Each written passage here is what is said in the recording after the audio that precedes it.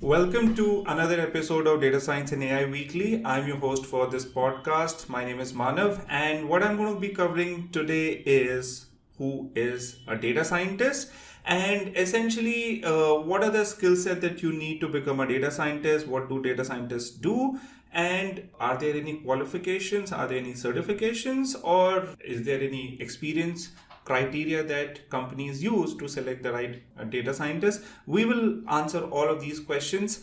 And just to recap what we did in episode 1, what we covered is we covered the journey of data science and why data science has become such a hype. And we also looked at what does a data scientist exactly do.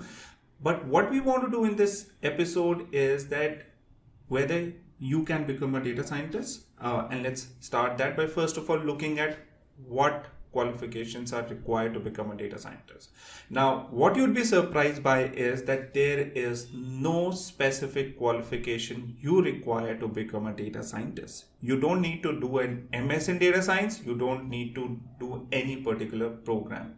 Anyone from any background can become a data scientist if you master 3 specific skills. These skills are A, computer science, B, statistics, C, domain expertise. If you have mastered these 3 skills, right, anyone, even if you have been aerospace engineer, can become a data scientist. Let me give you an example. This year itself, we had in 2019, we had the world #1 data science influencer, Dr. Kirk Borne at Insaid. Dr. Kirk Borne, as some of you would know, he is a principal data scientist at one of the top consulting firms called Booz Allen Hamilton.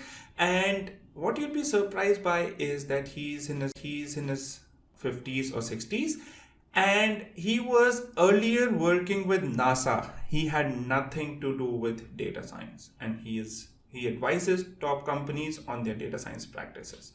So as long as your fundamentals are strong and as long as you are doing these 3 areas, focusing on these 3 areas, that is becoming good in a little bit of programming, a little bit of statistics and maths, and understanding of how this is supposed to be used in a particular industry, you can become a data scientist. Now, the question is that what specific skills and experience organizations are looking for in potential data science recruits. Now that's an important question, right? The answer is that any company, when they're looking for recruiting data scientists, they first of all look at what particular role it is. For example, there is roles like data scientist, junior data scientist, senior data scientist, principal data scientist, chief data scientist. So this is the entire hierarchy of roles. Now, for example, if an organization is hiring for a senior data scientist, then an organization expects that you should have worked as a data scientist and should have for a couple of years, and then you would be considered for a senior data scientist role.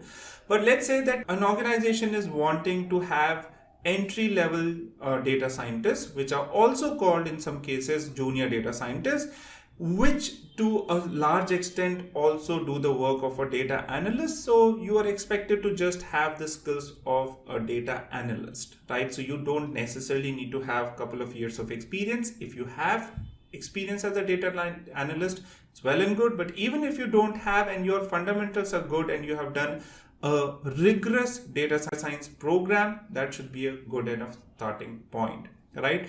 So essentially, just to summarize, from the experience perspective, what organizations are looking at is whether for that particular data science role, and as I said, there are different data science roles, right? Contrary to what a lot of newbies starting in this field feel that everybody becomes a data scientist. No, organizations are recruiting for all kind of positions in data science. You need to see which is the right position for you, right? It could be a junior data scientist or a data scientist if you are coming from a non-data science field.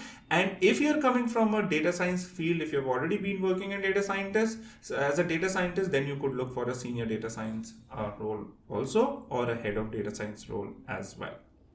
Now, what is also important is you also need to look at the industry that is hiring you for a data science role. For example, let's say that you're interviewing for a data science role at Novartis or a healthcare company. Then if you have a background in healthcare, then that certainly helps you a lot as compared to you going in Novartis and you having an experience in an industry which is not very relevant to healthcare, right?